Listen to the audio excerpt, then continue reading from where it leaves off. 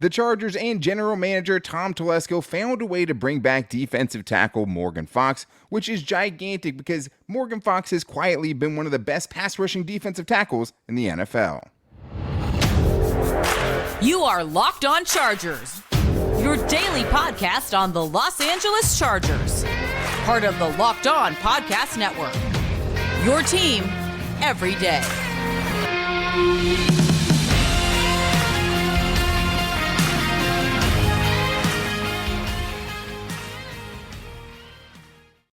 What is up, and welcome into the Locked On Chargers podcast. I'm your host, Daniel Wade, joined as always by my co-host, David Drogemeyer, and we've been covering the Chargers together now for 7 seasons, but this is our 5th season as the host of the Locked On Chargers podcast, bringing you your team every day. Thank you guys, as always, for making this your first listen, and to make sure you never miss the show, subscribe or follow for free on YouTube or wherever you listen to your podcast. Today, we have big news, David, because the Chargers found a way to bring back another one of their biggest internal free agents. Morgan Fox is coming back to the Chargers on a 2-year deal, which is gigantic because they had no way to really replace his production on the interior, and he's been the best Chargers pass rusher on the inside in a very, very long time, and they found a way, even with the cap situation, to bring back 2 of the big 3 kind of free agents they needed to bring back, and they filled the other spot with Eric Kendricks. So everything going according to plan for Tom Telesco and company so far. And I also think, David, that when this deal comes out, I think it's going to be much less than some of these other big-time defensive tackle deals that we've seen out there, especially just because the Chargers don't have the money to pay someone like Daron Payne got, paid this offseason. But I think there's a lot that's still going on. I think there also is a lot to be excited about with Joey Bosa, Khalil Mack, and Morgan Fox, and getting to see that trio together hopefully more in 2023. And then we're also going to get into who the next option could be, because one guy makes a lot of sense, and it's Brandon Staley's former safety, John Johnson, because there is a spot open next to Derwin James. But today's episode is brought to you by FanDuel Sportsbook, official sportsbook of the NFL. Make every moment more. Visit FanDuel.com/lockedon today to get started. Morgan Fox back in the building, David. I'm surprised they got it done so quickly. I thought if it was going to happen, it'd probably be later on in free agency, him seeing what he had out there and having to kind of come back to the Chargers. I wasn't sure that they'd be able to bring him back just because of how productive he was last season, yet somehow they found a way only a couple days into free agency. I was very surprised. I thought for sure that he had priced himself out of Los Angeles by the way he played last year, which by all accounts was phenomenal. I mean, he was very, very productive. He made himself an integral member of that defense. And I mean, he was really, honestly, Daniel, one of the few bright spots from that defense last season. And I think really he was maybe their best offseason addition last year as far as free agency goes, right? Kyle Van Noy was good. Bryce Callahan was good as well, but Morgan Fox, to do what he did, especially considering, David, he didn't even start like all this, the full season. Like he was fighting Jerry Tillery for snaps early on in the season, and I mean, probably should have played a lot more than he did early on because he is the Chargers' best interior pass rush, and I just think it's so big for the Chargers. We talked about these are guys where you don't know where the replacement's coming from. We're talking about the big 3 of Drew Tranquill, Morgan Fox, and Trey Pipkins. And we were saying, hey, if you can get 2 out of 3 of those guys, I think that's a massive win for you this offseason, considering where your cap's at. Now the Chargers make the restructures, and they found a way to get 2 of those guys back. And the other spot they filled with Eric Kendricks. Yeah, I mean, you got to like the plan. I mean, you really got to appreciate how they attacked free agency, and they kind of were patient with the moves that they made, and they got some really smart quality deals done. They are able to bring back Trey Pipkins, which was huge. You solidify the offensive line, one of the bright spots from that unit, and then on the other side on the defensive line, that interior pass rusher that we've been looking for, the Chargers have been looking for a very, very long time. A guy that just seems like such a scheme fit, a very perfect, just individual to have back. And, that really is a fantastic start to this free agency period for the Bolts. And I think it's just crazy because if you would have told me a month ago, right, that the Chargers were going to be able to bring back Trey Pipkins and bring back Morgan Fox, I mean, and also add on top of that Eric Kendricks, like there's just no way I would have believed it. And we'll see what the moves happen, what moves happen from here on out. But it makes a lot of sense now. Okay, this is why you restructured. This is why you do what you do. And the Chargers did what they had to do to not only be cap compliant, right? But to keep some integral members of this 2022 unit together. And I mean, if you want to say, hey, well, the Chargers weren't very good in 2022, especially on defensively, don't put that on Morgan Fox, right? Yeah. Don't put that on Trey Pipkins. I mean, those two guys were not the problem by any means. And They did their job. 100%. And it's just, this is a big, massive move that the Chargers somehow had these dudes be able to become so successful under them and still manage to hide them from the rest of the league so that these dudes aren't going out there and making a ton of money and cashing in early on free agency. I'm truly surprised they were able to get Morgan Fox back. And it seems like, I mean, it might be less than, a lot less than some of what these other guys made, but this just was so important to the Chargers defensively, though, David. When you look at their roster specifically, and if you look at the defensive tackle room, I mean, first of all, if you look at what they did last year, right? They did bring in Morgan Fox, but the big-time moves, the marquee moves are bringing in Sebastian Joseph Day, bringing in Austin Johnson, but those dudes are run stuffers. Those dudes are not known for their pass rush by any means. And when you look around this roster, I mean, it's very easy to see why you'd be scared of losing someone like Morgan Fox, because the 6.5 sacks that he had this year is the most anyone's had as a Chargers defensive tackle since 2012 when Corey Liuget did it, right? So, like, if it wasn't him, where else was it going to come from on this roster? That's why it was so huge. Absolutely. I mean, you look at the sack totals that came from that defensive line unit. Sebastian Joseph Day, 1. Austin Johnson, 1. Joe Gaziano, 1. And Jerry Tillery, 1. And specifically on the interior. And Morgan Fox had 6.5 by himself. And a lot of the times in the beginning of the season, Jerry Tillery was getting a lot of those pass rush snaps. So just imagine if Morgan Fox was starting from the beginning of the season to the end. I don't think there's any way if you multiply the numbers over the course of the season that we are talking about a reunion with Morgan Fox. So I just think seems like things kind of turned out the way it was supposed to for the Chargers, because you're right. I think if you look at the pedigree and what these guys do, you have a lot of guys that can stop the run, and you don't have very many guys that can get after the passer. Morgan Fox is that guy, and that's why it was so important to bring him back into the fold. Well, it's just crazy, too, to think, I mean, the Chargers spent, a first-round pick a couple of years ago trying to get the production that they got last year out of, Morgan Fox with Jerry Tillery when they took him 28th overall a few years back in 2019, right? Like, that is where you thought you were going to get this kind of production from, and you try to develop him over the first few seasons, and he never even had a season that sniffed 6.5 sacks. And the other thing is, too, is just this guy did it, came in off the streets, was a post-draft signing by the Chargers, didn't even get picked up till May because he had such a bad season with the Panthers the year before. Seems unfathomable right now. 100%. And I mean, also just, you have the connection of, okay, he is back with Brandon Staley, who he's played great under, right? I mean, if it's any other coach that he's under, you wonder if this signing is good.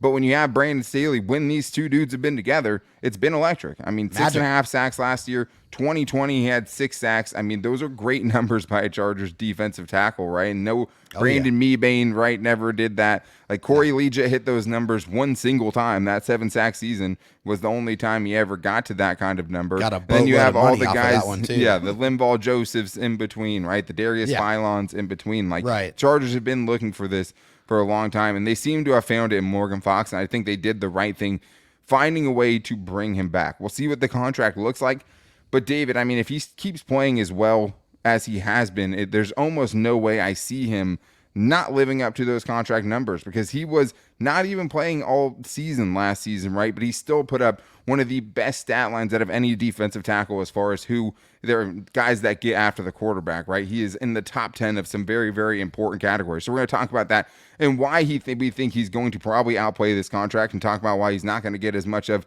as some of these guys like Daron Payne out there, and some of these other defensive tackles absolutely breaking the bank. Coming up after this, but I do need to tell you guys that the official betting sponsor of the Locked On Chargers podcast is FanDuel. The midway point of the NBA season is here, and now is the perfect time to download FanDuel, America's #1 sportsbook. Right now, new customers get a no-sweat first bet up to $1,000, and that's bonus bets back if your first bet doesn't win. Just download the FanDuel Sportsbook app. It's safe, secure, and super easy to use. Then you can bet on everything from the money line to point scores to threes drained, and you can find so many different ways to bet, from player props, player points, rebounds, assists, etc., and so many more exclusive bets like the 2x3, betting that a player will make 2 threes, 2 threes in the first 3 minutes. Plus, FanDuel even lets you combine your bets for a chance at a bigger payout with a same-game parlay. Don't miss out on your guys' chance for that no-sweat first bet up to $1,000 in bonus bets when you go to FanDuel.com/lockedon. That means you can win even when you lose, guys, but you have to go to FanDuel.com/lockedon to learn more. Make every moment more with FanDuel, an official sports betting partner of the NBA. We've talked a lot about why we like the Morgan Fox signing so much, David, but what we haven't talked about is how good he was in 2022. I mean, I thought we all kind of agreed, hey, this is a good signing. We'll see if he can get back to his form that he had when he, in 2020, when he was on that Rams defense with Brandon Staley and putting up a career high in sacks. And not only did he do that, he exceeded it. And being having a pass rush on the interior is just so much different than having good edge rushers, right? You can have good edge rushers all day long, and that's a great thing to have. But teams can scheme against that. It's a lot harder. You can't chip a defensive tackle with a tight end. You know what I mean? Like, there's just much less you can do when somebody's getting to you, and it's such a quicker path to the quarterback. Morgan Fox broke up so many plays last season and was just such a disruptor on the interior. Their most consistent pass rusher outside of Khalil Mack, and maybe even better at Khalil Mack at times, right? Just as far as being able to get pressure and win his one-on-one matchups on the interior. He was really, really good, David, like sneakily one of the best pass rushing defensive linemen in the NFL last season. And all the pass rushing defensive linemen are getting paid a lot of money. And I think when the details come out for this contract for Morgan Fox, I think everyone around the Chargers organization is going to be pretty happy with the numbers that, end up, being what materializes for this deal. But he was fantastic for the Chargers. I mean, 34 tackles, 21 stops, 6.5 sacks, 40 pressures, which is incredibly impressive, especially on the interior where, you're going up against the big uglies, going up against the guards and the centers. And, he had the ability to use his hands, the hand swipe to be able to get, the swim moves. He had an array of pass rush moves, and he had a really just strong understanding of how to put those moves together to get after the quarterback. It just wasn't one thing in his bag of tricks. It was multiple things that you had to worry about. That's what made him so successful. And it's all about putting him in the right positions to have that success. Yeah, and I think that, having to rotate with Jerry Tillery really hurt him with this contract because, no like doubt. You said, I mean, I think his numbers could have been drastically different. He's already in the top 15 of just sacks as far as defensive tackles go in the NFL. But, I mean, when you look at the advanced statistics, he should be getting paid probably a lot more than what he's going to get, which means on the flip side of that, the Chargers are getting a good deal here. And this is why I think that, even without knowing the contract, he was top 10 in pressure percentage and pass rush win percentage, according to Pro Football Focus, right? Which is the percentage of time he's beating the offensive lineman in front of him, the percentage of time he's causing pressure and making the quarterback, have to do something or getting in his face or affecting the throw in some way or another, right? Yeah. Both of those numbers were higher than Daron Payne. Daron Payne's making $22.5 million per season now. Whew. I can promise you one thing. I don't know Morgan Fox's contract, but I know it ain't that, right? It's definitely not that. Definitely not total not. value, not that. Right. He had 9 more pressures than Morgan Fox on the season, but on a per snap basis, right? When you're doing it per pass rushing snap, because Morgan Fox didn't get as many, he was better at it, even though the raw numbers would kind of tell you that it's Daron Payne who's better, right? That's why you can't always look at just the raw numbers. So let's look at the pressures. 40 pressures, right? 5 fewer pressures on the season than Draymond Jones, but he did it on 92 fewer pass rushing snaps. Draymond Jones is making $17 million a season now for the Seattle Seahawks. I guarantee you Morgan Fox is not making that, right? So, that's why even without knowing this contract, I'm going to go on a limb and say this could be a steal for the Chargers if he keeps playing that way, because he was a top 10 defensive tackle pass rusher as far as anyone who had 100 pass rush snaps last season, and those dudes get paid. And if you look at those lists of the guys that are on there, it's only the cream of the crop, and all those dudes are making double-digit $1 million per season. We'll see what Morgan Fox's contract is going to be, but he can easily outplay this, which I think is nice. And also, David, the nicest thing about this, and I think the reason you feel like the Chargers pass rush could get better next year, is because hopefully we're going to see more of the trio of Joey Bosa, Morgan Fox, and Khalil Mack, because we just truly didn't get to see it enough last season. No, we did not. And that was a travesty. That we didn't get to see. First of all, that we didn't get to see Bosa and Mac together. I was extremely excited about that pairing and what they were going to be able to do and how much chaos and terror they were going to be able to raise.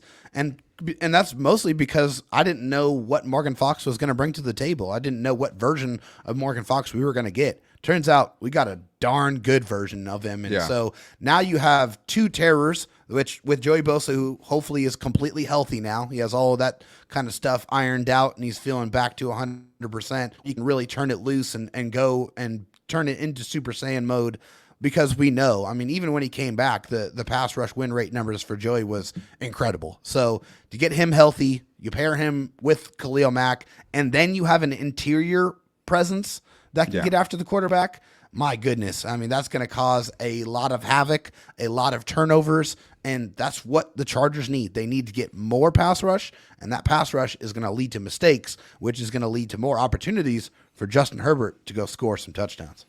Yeah, when Joey Bosa was his healthiest, which is probably the very beginning of the season, right? At least as far as how well he was playing to start this season, Morgan Fox's role was really limited, right? And then, we did get to see these three play in a game against Jacksonville Jaguars, but at that point they had so few reps and there was just so little film of the three of them together, and having worked with the three of them all on the field at the same time, that I really do believe that even though the Chargers pass rush was bad last year as far as a team, if they can keep these guys together mostly healthy on the season, I think this could be a much, much better pass rush. And I think that's a very, very fearsome trio or threesome that you could find, in the NFL. You have two guys on the edge you feel really good about. And now you have a guy on the interior you feel really good about. And without Morgan Fox, I just don't know how they could have replaced it. I don't know. There's a defensive tackle in this draft class that's going to have 6.5 sacks as a rookie. Well, not only that, but who's going to be a better scheme fit? Who's going to have a better understanding of the defense? Right. Who is going to be someone that we already know excels in the Brandon Staley scheme? That person's not out there. That's why this was a perfect fit for the Chargers and for Morgan Fox. Which is why I thought, they would have to maybe throw big money on it, and we'll see what it is. That's what I thought. And I just didn't think they'd be able to have the money that they were going to have to throw at him to get this done. I guess his market wasn't what, he thought it would be, I'm guessing, because I know the Chargers couldn't offer what some of these other teams are obviously giving these guys. But things are always held against you when you're an undrafted free agent. There's so much that goes into it. I think if you're talking about the one flaw, because he's not a perfect player, would be his run defense. And I think, David, the only thing that makes you feel better about it is we just watched 3 years of Jerry Tillery, and he's nowhere near a Jerry Tillery-sized liability in run defense.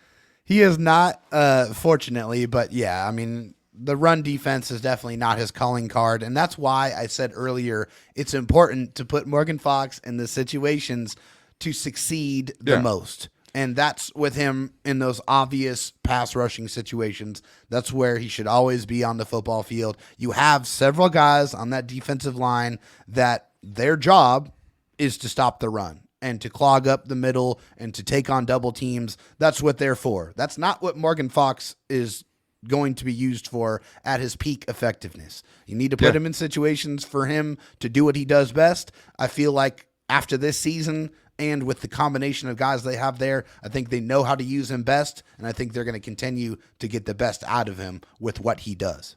Yeah, and I don't think he's as bad as his 48.6 run defense grade on Pro Football Focus. Right. I thought he held his own. He's kind of a tweener, right? He's somewhere around 270 to 280 pounds. That's not big for a defensive tackle, right? That's pretty small.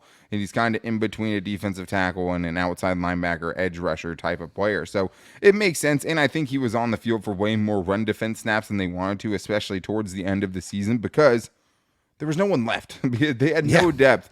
And he had to be out there a lot, which I'm sure hurt in a lot of ways, right? When you have less of a rotation that you trust to go out there. The split was 356 pass rush, 218 run. And, even that is probably a little bit too much on the running downs. But like you said. Well, sure. And I think that more reflects how little that he was on the field on rushing downs when, everyone else was healthy, right? He was probably not. But at the same time, the NFL is a passing league. You can't just assume teams are going to run on first down anymore. You need guys who can be out there all the time. Maybe he's not the full all-around defensive tackle wreaking havoc that you would like in the middle, but he's really good at pass rushing, and you have other guys who can do some of those other Yes. things. So that's why I think it's such a great fit. And we've seen him have his best season. Every year under Brandon Staley, he's gotten a little bit better. He could do that again this upcoming season, which is pretty scary to think about. But there was someone else who had their best season ever under Brandon Staley, and just as of Wednesday, became available on the open market. And a lot of teams right now, David, are linking the Chargers with safety John Johnson III. Could he be the next domino to find as the Chargers, or fall as the Chargers go on way bigger of a shopping spree than we thought we would see when they started this free agency period? All right, David, well, we talked about Morgan Fox, and we're both very, very excited about that signing and both really like it, even without seeing the numbers, which I think tells you a lot about how we feel about Morgan Fox. Morgan Fox stands over here, and we wanted them to get 2 out of those 3 guys even better. But the Chargers defense was still bad, right? Even with these guys. And that is part of this as well. As yes, you need a lot of health next year, and you can get better just by, just being healthier can make you better, even if you had the same exact guys out there. But you also want them to add to it, right? And the Chargers now have an opening next to Derwin James, now that Nazir Adderley is likely not going to get re-signed by the team. And now John Johnson's available, David. Could he be the next Chargers free agent domino to fall? I mean, it just seems like it makes way too much sense, Daniel. I mean, this is a situation where you have another guy that played his best football in Brandon Staley's system in 2020, a guy that was a leader for him, a guy that was a green dot guy, the guy that was calling the plays, relaying those plays to the defense. And I mean, he had a great season. 105 tackles for a safety is insane. He knows how to play all those different positions, whether it be star, money. He has experience playing in the box. He has experience playing free safety. So, I mean, it just makes way too much sense. When it's too good to be true, it is. But in this situation, it's perfect, and the Chargers should definitely jump on it. I mean, I think the only thing that gets in the way of it is the cost. You know what I mean? I just don't know what his market's going to be. He's not one of these guys who's now, on day 4 of waiting for a contract. He just got released on Wednesday, so it's been one day as you guys are hearing this if you're listening to it on Thursday, right? So that's the one thing is I don't know what his market is. By his standards, from where he was under Brandon Staley, these haven't been a good couple of seasons for him, right? Like, no, he wasn't playing near the same level, playing in a different defense with the Browns, under their coaching staff and their defensive staff over there. So, like, it makes a lot of sense. At the same time, do the Chargers have enough space? I don't know, because I don't know what his market is. But if he gets to a point where it's like, hey, how do I recoup some of my value? How do I, find a way to kind of bet on myself this season? Then there's no team that makes more sense than the Chargers, David, because the biggest thing here is the Chargers not only, have the Brandon Staley connection, but they also have a space for him. Like, he fits well for the Chargers right now because there's a big question mark sitting next to Derwin James as we see it.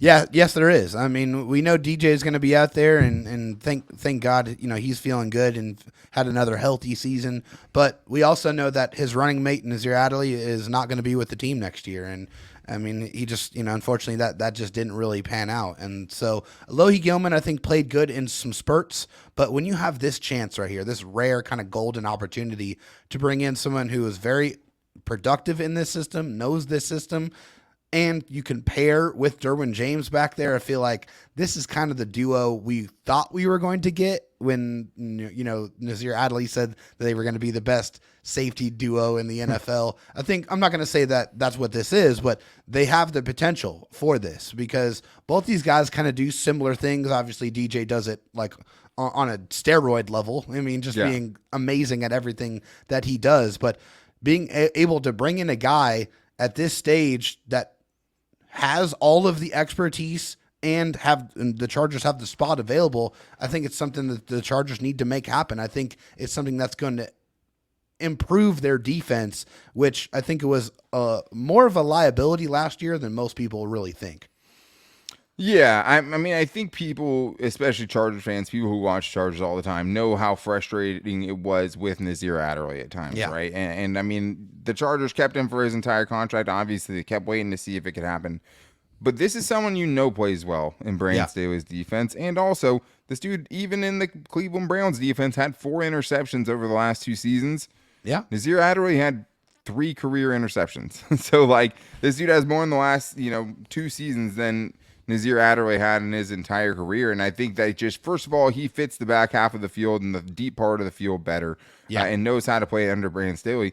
But the other thing is, David, is the Chargers are ridiculously thin at safety. I mean, even if you feel really good about Alohi Gilman, behind him is just JT Woods at this point, who we haven't seen be able to tackle at the NFL level, which is a very important part of being a safety at the NFL level. Yes. He's been one of the worst tacklers we've ever seen. That's not even like trying to be mean about it. Like, that's just what it's been when he's been on the field so far, right? Just honesty. So, like, even with, like, Alohi Gilman, no matter how you feel about him, like, Alohi Gilman's a guy where it's nice when you can put him in spots. Like, if you can put him in specific packages, if you can put him in certain situations, maybe he can be more than that. But to put all your eggs in that basket, especially knowing what Derwin James' injury history is, right? Yeah. Even with those two guys, you're a Derwin James injury away from having Alohi Gilman and JT Woods as your starting safeties. Like, that is kind of a panic level of guys at that position for them right now. So even if you feel good about him, scary.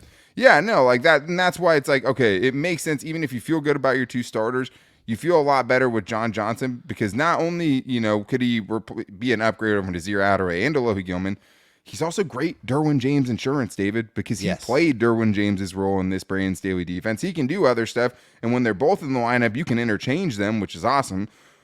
But he also is there. If Derwin James gets hurt, now you're with Alohi Gilman and John Johnson, which is something like, okay, maybe not ideal, but I could definitely be okay with that as far as, what the next, what plan B is. Well, and also, hey, Derwin James was the guy that was the green dot. He was the signal caller for the defense last year, and John Johnson has been a signal caller in Brandon Staley's defense as well. Yeah. So Derwin James did lose his green dot privileges, but to Drew Tranquil. But yeah, I mean, it'll be interesting to see who it goes to. No, I mean, he started off with them, but yes, I mean, he was a green dot guy, which shows you exactly, what he meant to Brandon Staley's defense. And that's the other biggest thing here, David, is the Brandon Staley connection. We've seen Morgan Fox come back. We've seen Bryce Callahan come back. We've seen Sebastian Joseph Day come back. Yeah, Sebastian Joseph Day on Twitter saying, come on down, John Johnson III, you're up next. Like, you can't underrate that part of it, because we've already seen him cash in on it. For sure. And also, like, think about it. If it's not John Johnson, they are going to have to address this position, whether it is in free agency or in the draft. Yeah. And I don't know about you, but I would feel a lot more comfortable bringing in somebody who has already had success in this system versus a lottery ticket in the draft that you don't know what you are going to get. So I just think this is a situation that is going to work itself out. The contract's going to get done. I don't know how it's going to get done, just like I don't know how the New Orleans Saints continuously get under the cap every single season. Sure. But it is going to happen. I feel like this is just a perfect marriage, and they're about to walk down the aisle. Well, let's see if they can get it done. I mean, you think it's almost a certainty, it sounds like, by the way you're talking. I mean, it's hard because we don't have all the numbers, right? We don't have all the Pipkins numbers we have, we know somewhat, but we don't know what the first year cap hits for all those guys out. Which is obviously very important. Yeah. Eric Kendricks, we know now, is $4 million, but that just came out, and that signing was on Monday. You know what I mean? Yeah. So, like, it might be a couple days before we can give, like, the true cap update and kind of see how much space is left to go do something like this. What we do know, though, is it's been a slow market for a lot of positions, right? And just a slow free agency market in general. When you see guys going around for what they have, I mean, I think Juan Thornhill just got like 3 years, $20 million, somewhere around there. I wonder if that's what it would be, because if that's the case, maybe they can't bring him in this year. Maybe they can if that's only, a $3 million cap in 2023.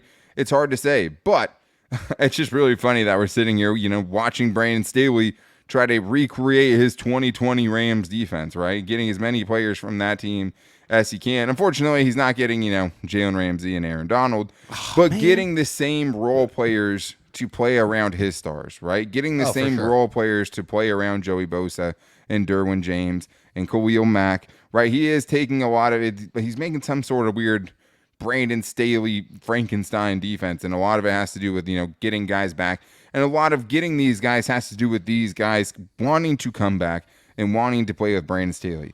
Well, Brandon I want to see Frankenstein's monster go crazy. That's what I want to see. Okay. Yeah, I mean, it's just Brandon Staley, when talking about this dude specifically, it was like a different level of reverence. Like when he was talking about John Johnson III, to where we thought even when he was going to be expensive, they might bring him in 2020, even when the Chargers still didn't have a ton of cap space, right? He was one of the guys we were looking at. So would make a lot of sense We'll see what happens. Maybe it's tomorrow. I mean, we've gotten a move every day so far.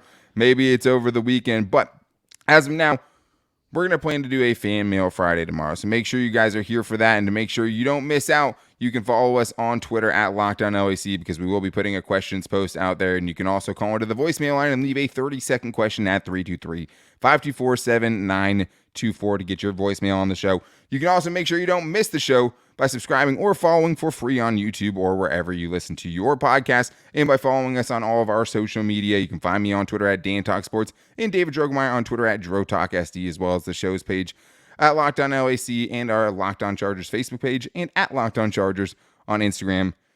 There's also a Locked On Chargers TikTok now. We're also doing some YouTube shorts that are available on the biggest news.